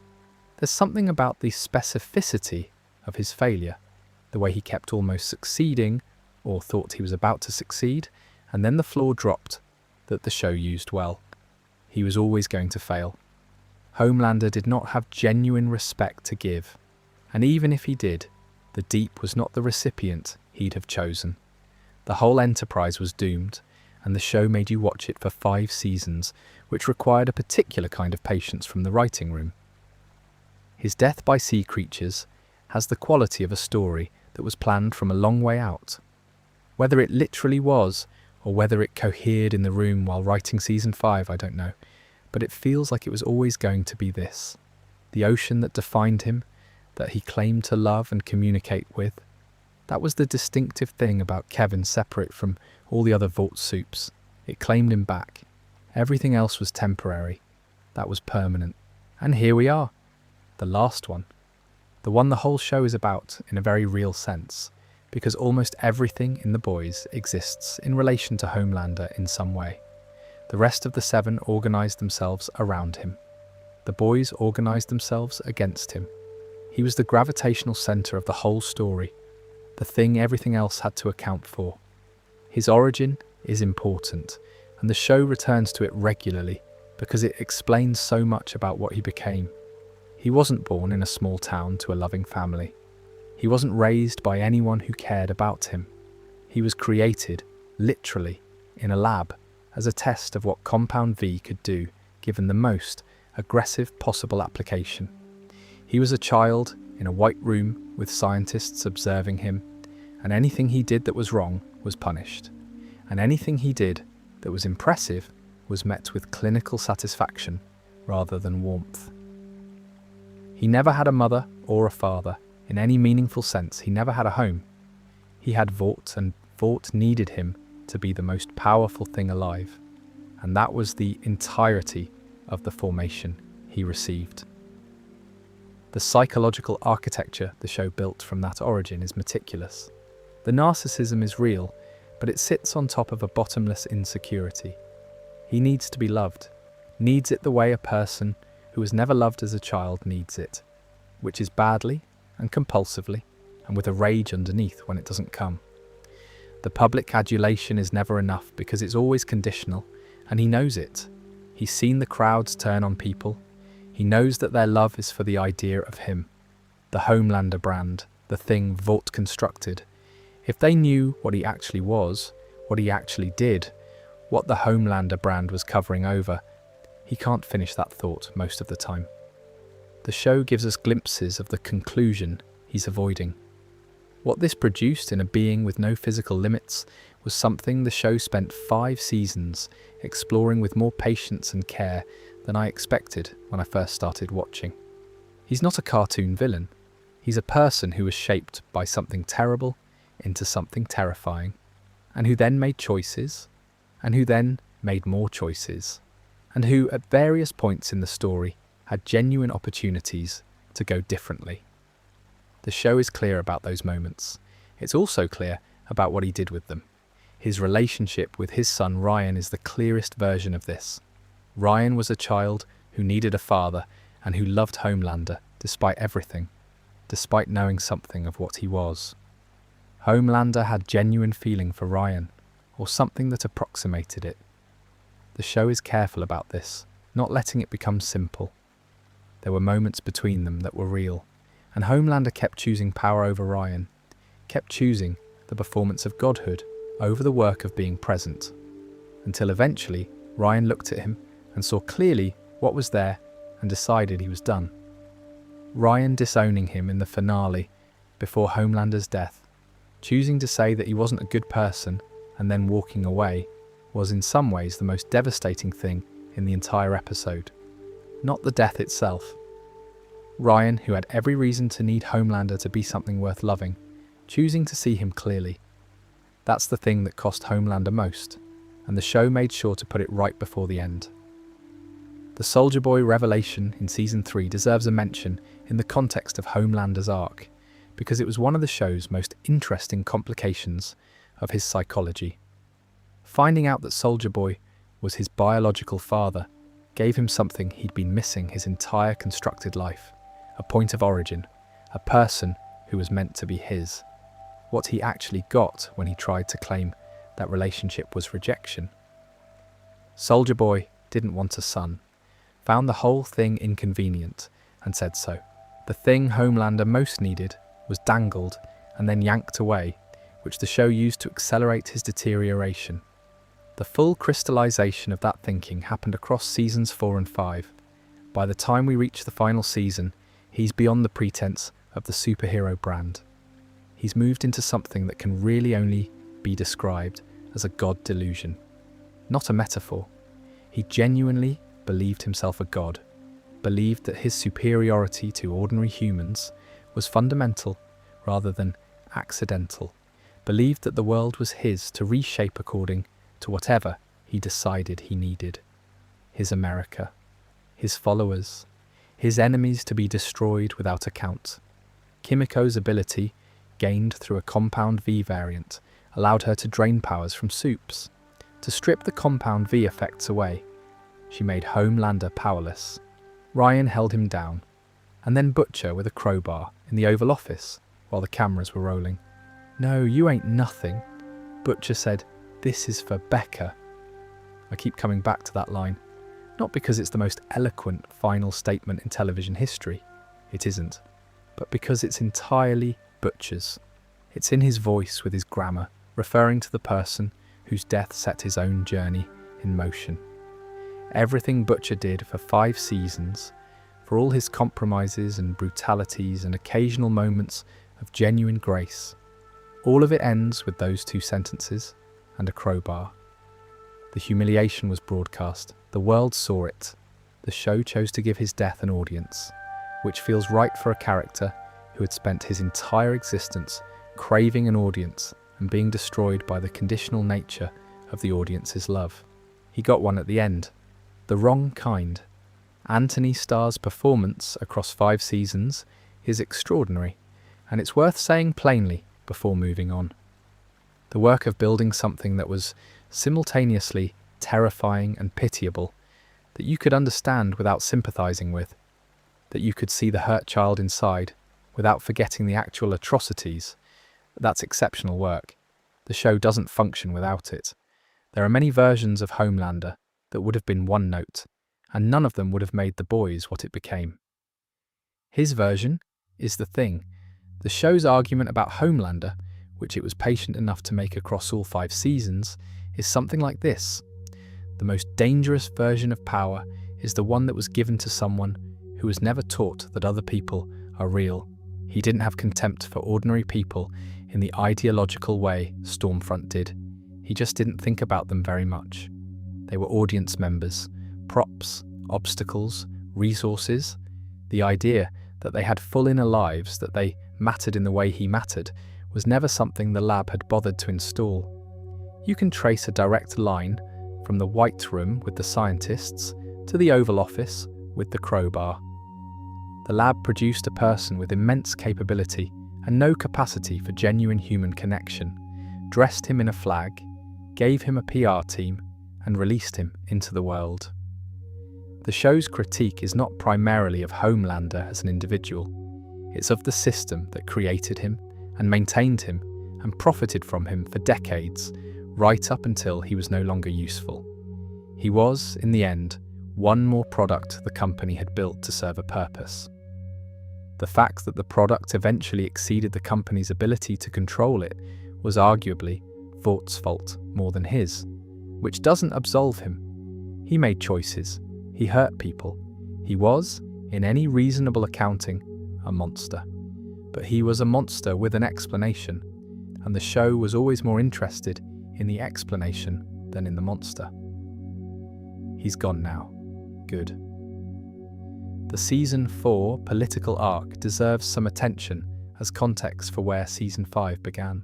Homelander's infiltration of American government, his capture of the presidency through the captured political system, his placement of people loyal to him in positions of institutional power, his use of Vaught's infrastructure to reshape the government's response to superheroes, was the show's most sustained engagement with specific, contemporary anxieties about democratic institutions and how they can be hollowed out rather than broken dramatically.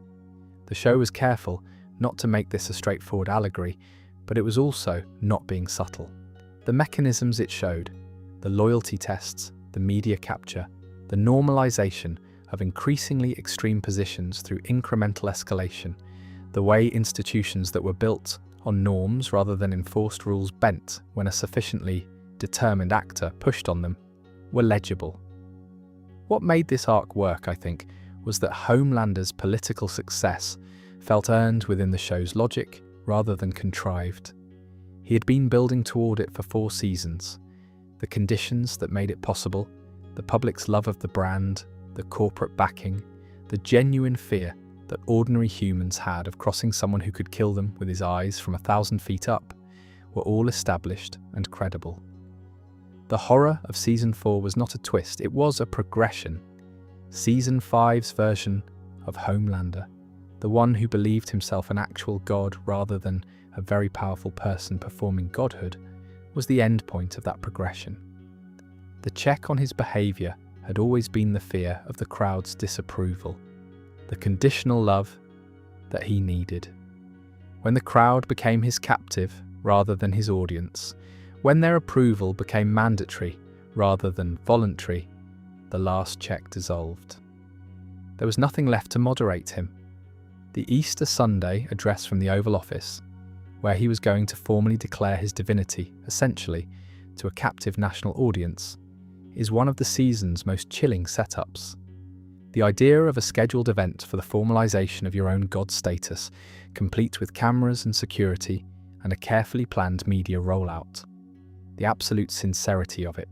He genuinely believed it. That's the T-Butcher taking his powers was the right mechanism for the ending because it removed the one thing that had made him impossible to face directly. Rectly. Not his intelligence or his psychology or his political position, just the raw physical capability that made ordinary force useless against him. Without the powers, he was a person in a room. A person in a room can be held accountable. Butcher with a crowbar in the Oval Office. There's something specifically about the crowbar, the ordinariness of the tool, the fact that it required physical effort, that it wasn't clean or distant or technologically mediated, that felt like the right ending for a show that was always interested in the physical reality of power and what it takes to stand up against it. A nail gun, a baseball bat, a crowbar, the tools of ordinary people used against the most extraordinary person alive. The ordinariness is the point. Not everyone on this list died. I want to spend a little time with the ones who didn't, because I think what they have in common is interesting. Starlight, Annie January, is the closest thing the show had to a conventional hero, and she'd probably find that description a bit uncomfortable. She came into the Seven in the first episode, fresh from a Christian circuit background, genuinely believing she was going to be able to do good from inside the institution. She was naive, in the way that people are naive when they've been told their whole lives that the world is arranged in a broadly fair and sensible way, and then they get their first real look at how it actually works. The show put her through a lot. The assault in the first episode, the slow discovery of what the Seven and Vought actually were, the choice to work with Butcher's group, which cost her constantly.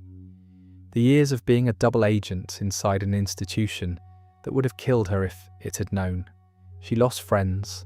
She watched terrible things happen. She had to keep being Starlight, the brand, the cheerful face on the merchandise, while also being Annie, who was trying to burn the whole thing down.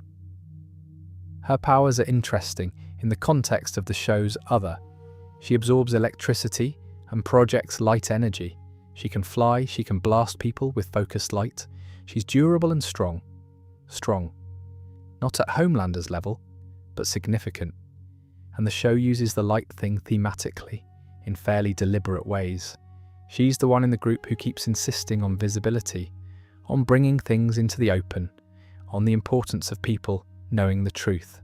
It's a bit on the nose maybe, but the show commits to it, and that commitment pays off. What she never lost, through all of it, was a basic insistence on the fact that people matter. Not in a sloganeering way, the show is too smart for that, but in the practical, daily way of someone who keeps making the same choice when it costs something.